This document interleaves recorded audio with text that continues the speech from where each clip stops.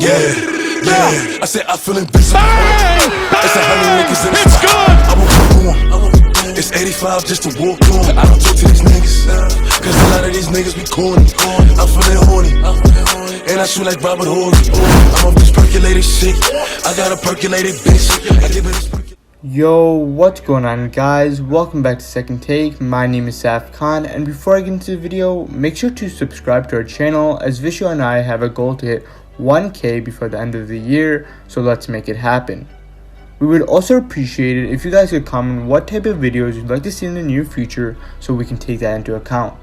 Now with that being said, in today's video I'll be going through 10 players who have regressed this season, with 3 of them being honorable mentions, so let's get into it. To start off this video, I'll be talking about Ben Simmons, who has taken a semi-significant step back.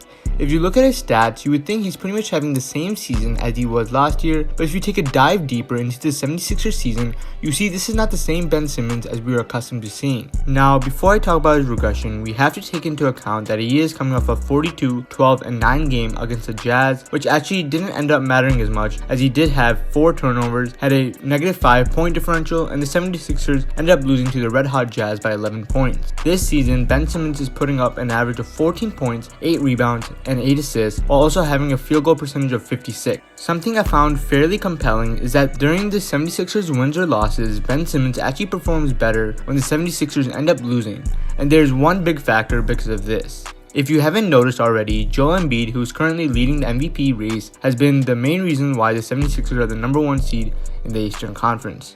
During the game Joel Embiid plays in, the 76ers are 17-5, but in the game Joel Embiid is not playing in, the 76ers are actually 1-5.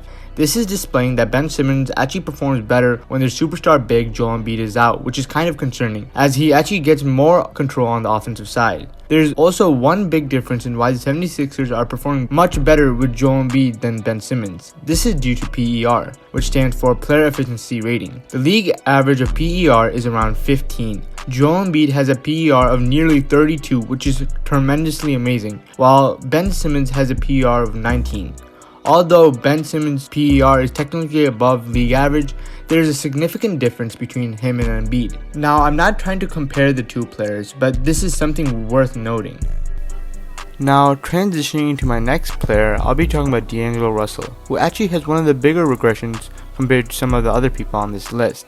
To begin with, we'll be comparing Russell's season stats with the stats on the Warriors in 2019, as he only played in 20 games with the Timberwolves last season. We will also be talking about his unfortunate knee injury he just recently sustained, which will actually sideline him for 4 to 6 weeks, which will take an overall hit on his season's regression. This season, DAngelo Russell is averaging 19 points, 2 rebounds, and 5 assists per game, while shooting overall 42% from the field and 40% from downtown. During the span with the Warriors in 2019, he was averaging 24 points, 4 rebounds, and 6 assists a game, while shooting an overall 43% from the field and 37% from long range. It is worth mentioning that he was playing the Warriors lineup without their 2 biggest stars in Steph Curry and Klay Thompson, as they were both out with injury. He also has a PER of 16.6 this season, which is just nearly above the league average. Surprisingly, even though DAngelo Russell has a better support system than he did with the Warriors, he is still performing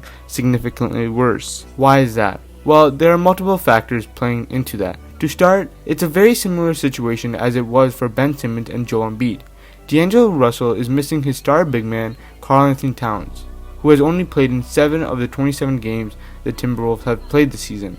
Unlike Ben Simmons, DAngelo Russell actually plays really well in the few games the Timberwolves have won. In the games the Timberwolves have lost, you can tell DAngelo Russell isn't playing like his usual self. Another reason why you're seeing an unusual DAngelo Russell is because of his young team. I did state that the Timberwolves do have a better support system than he did with the Warriors, but they are still an extremely young team. The majority of the people knew before heading into the season the Timberwolves were going to miss the playoffs. Obviously, I don't think many thought that they were going to start off the season with a 7-20 record, but they are a largely young team with a lot of potential to grow. Also, as I stated earlier, DAngelo Russell did recently sustain a knee injury, and due to this could be a massive downfall for him. I mean, if you ultimately think about it, if he's struggling fully healthy, and once he comes back from his knee injury, that's just a recipe for disaster. Obviously, there's a lot that needs to play out, but that is definitely very unfortunate for him, as him and Cat have only played in 4 games this season and doesn't seem like it will be any more for a while. This is one of the biggest influences on why Russell has regressed this season. Correspondingly, Russell Westbrook is also in a somewhat similar situation to what DAngelo Russell is currently in. Russell Westbrook is currently the starting point guard for a struggling Washington Wizards team led by their star Bradley Beal. I was a little hesitant in adding Westbrook to this list because as of recent he has really started to pick things up, and I wouldn't be surprised once we release this video he has another literate game, as it seems he is doing better after recovering from his left thigh injury, which was stated he was dealing since the beginning of the regular season. Nonetheless, I will be talking about his regression that was momentous to begin the season. This season, Westbrook is averaging 19 points, 9 rebounds, and 9 assists a game while shooting 40% from the field and 30% from deep. He also has an underwhelming 15.04 PR, which is not only abnormal for him, but is pretty much identical to the league average. Russell Westbrook was traded to the Wizards before the start of the season. He would avoid injury, something their former point guard John Wall dealt with. They also brought in Westbrook so he can develop some of the younger players that are on the roster, as he brings the veteran presence. Before heading to the season, with the addition of Westbrook, fans thought Wizards would possibly get a lower seed or sneak in the playoffs, but to begin the first half of the season, it seems the opposite of what was originally intended. The Wizards are currently sitting with an 8-17 record, which results in the 14th seed in the Eastern Conference. This is largely to blame for the lack of talent on the team and Westbrook's poor play. Bringing in Westbrook was supposed to add a spark to this Wizards team, as he provides versatility, speed, and athleticism in which the Wizards team partly lack. As I stated earlier, Westbrook is currently playing better than he was in the first quarter of the season, and hopefully can continue that if the Wizards want a shot to even participate in the play-in tournament. For my next player, I'll be talking about Blake Griffin. You might be thinking, Blake Griffin? I haven't heard his name in a while. Well, it's true. Blake Griffin used to be a star back when he was with the Clippers, but when he was traded mid-season to the Pistons back in 2017, he slowly became irrelevant and was at an all-time low before the news broke out of him being rumored to be traded and bought out, as no one will take on his huge $38 million contract. Griffin is going to sit until the Pistons find a right trade to pursue him out of Detroit, and even their head coach Dwayne Casey stated, "It's a situation where we're rebuilding and retooling, and we have to give those minutes to guys like Sadiq." Blake Griffin is turning 32 in March, and quite honestly, if or when he gets traded, I don't see him being more than a role player, and mostly definitely far away from being a starter.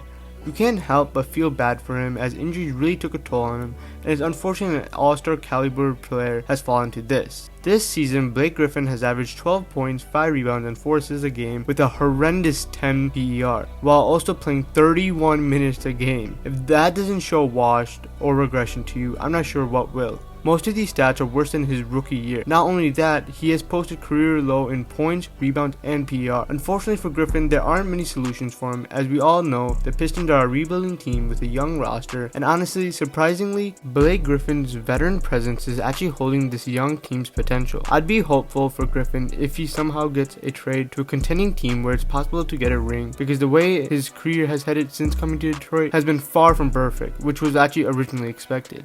Next up is Jamal Murray, which leads me to a question. Was Jamal Murray's last year bubble performance a fluke? Make sure to let us know in the comments below. Jamal Murray looked to be on the verge of a breakout after the tremendous bubble performance he had last year in Orlando. During the bubble span, Jamal Murray averaged 27 points, 5 rebounds, and 7 assists to go alongside 45% from long range. Those stats were tentative though, as now this season Jamal Murray is averaging a confluence of 18 points per game, 4 assists, and an underwhelming 34% from 3. Definitely a huge step down from what people thought Murray could become. Also, did I mention he had 2 games with over 50 points against the Jazz in the first round last season? Well, this season he has been nowhere near that, as his season high is only 36 points against the Timberwolves, followed up by a 31-point performance against the Suns. He's putting up almost identical stats as he was last year, and there doesn't seem like there has been any improvement since entering the season. I will admit, I was one of the many people that thought Jamal Murray was going to break out this season, but as I stated earlier, it unfortunately did not happen. Michael Kasky-Blowman from CBS has said, "Inconsistency has been an issue for Murray so far this season. He's had some solid performances, but they seem to be sandwiched between sets of forgettable showings. For instance, he dropped 30 points and 4 assists against the Jazz in January, and then followed that up by a 5-point performance against the OKC Thunder. If you have ever seen some Nuggets games, it almost feels like Jamal Murray has been losing confidence after every bad performance. That is definitely going to hurt him even more. As obvious as this might sound, he needs to try to replicate the things he did in the bubble. The scheme Mike Malone used in the bubble is almost identically same for Murray, and it almost comes down to the fact if Jamal Murray can simply hit his shot and make better playmaking decisions, as he has been struggling with turnovers as of recent. Another player that seems to be hitting the end stage like Blake Griffin is LaMarcus Aldridge. LaMarcus Aldridge is a 15-year veteran player who up till last season was averaging at least 19 points per season. LaMarcus Aldridge is now at the age of 35, and it seems that his consistent road will be coming to an end soon. The 7-time All-Star has taken a significant downfall this season, as he's only averaging 14 points, 4 rebounds, and 2 assists while playing around 27 minutes a game. These are a significant regression from just 2 years ago, where he was nearly averaging 23 points per game and 9 rebounds. On the bright side, LaMarcus Aldridge still has an above average PER of 15.3, so he still is somewhat efficient on the court. There isn't really much to say for him, as his regression is ultimately just because of him getting up there in age and the fact that he deals with injuries here and there. This Spurs team still looks like it has a bright future, as it's led by their legendary coach Greg Popovich and their star player DeMar DeRozan. So as for Aldridge, his veteran presence could be a key for the young players on the roster, and he can help with spacing the floor as well. He isn't technically all washed, as he still is, like what I somewhat stated earlier, is still kind of efficient on the court, but there is definitely a sign that Aldridge could call it a career in the upcoming seasons. The final player before we head to the honorable mentions on the list is Lou Williams, the master of the 6-Man Year award alongside Jamal Crawford. Lou Williams is known to be one of the best players off the bench in the modern NBA, but as for this season, it seems like Williams has unfortunately taken his foot slightly off the gas pedal. Williams this year is averaging 12 points, 2 rebounds, and 4 assists this year on the bench while only playing 22 minutes a game. I don't think Williams' regression is entirely his fault at all, as I think it's due to Tyronn Lue's rotation. Lou Williams is accustomed to seeing about an average of 30 minutes a game since coming to the Clippers in 2016. He usually averages about 20 points per game, 3 rebounds, and 6 assists, but as for this year, it's been far from that. What is quite fascinating is the fact that Lou Williams is making a tied career high of 38.2% from 3 and shooting an overall of 42% from the field. So him putting up the stats he is this year is definitely odd. In my opinion, as I stated earlier, I definitely think that Tyronn Lue's rotations are definitely the major factor in why Lou Williams isn't looking like the guy we've seen the past 4 seasons. But Lou Williams is also attempting way fewer shots, which is also part of the reason why he's regressing, and it's also due to the fact of the scheme Tyronn Lue is running. This system Tyronn Lue is using isn't entirely bad, as if you look in terms of specifically, this often spreads the floor more and gives a chance for more players on the team like Reggie Jackson and others included to get the ball. Compared to when Doc Rivers was a coach, you could say it was primarily based on their star players, for example Kawhi Leonard, Paul George, and of course Lou Williams. This offense, as I stated earlier, it runs more spaced out and around mainly their star Kawhi Leonard, and it doesn't seem like it will change, as the Clippers are the 3rd seed in the Western Conference with a 21-7 record, and I hope to make the championship run if they continue these type of performances. Now, heading to the honorable mentions of the video, this segment will include 3 players, and those 3 players are Davis Bertans, PJ Tucker, and Danilo Gallinari. Let's start with Davis Bertans, who is currently a role player for the Washington Wizards and is mainly used as a stretch big for his 6', 10-inch frame. This past season, it seemed like the Wizards found the shooting on the bench they desperately needed in Bertans, as he had a breakout year for his standards, averaging 15, 5, and 2 while shooting an outstanding 43% from deep, which ultimately let him qualify for the 3-point contest, in which he finished 3rd. Unfortunately, this year, Bertans has yet to click, as he's only averaging 10, 3, and 1 while shooting a decent 35% from 3. Obviously, 35% from 3 is nowhere near bad, but for a player of his standard who is primarily used as a sharpshooter and stretch, it is a bit disappointing. Nevertheless, there are a lot of games left in the season, so maybe he can find a click sooner than later. Next up is PJ Tucker, who honestly is just a flat out liability for the Rockets. Before I say anything, let me make this straight. I will take into account that PJ Tucker is at the age of 35 years old, but with that being said, for someone who starts for the Rockets and nearly plays 30 minutes a game, to put up only 5 points and 4 rebounds with a horrendous 5.5 PER, I don't think there should be an argument for his age.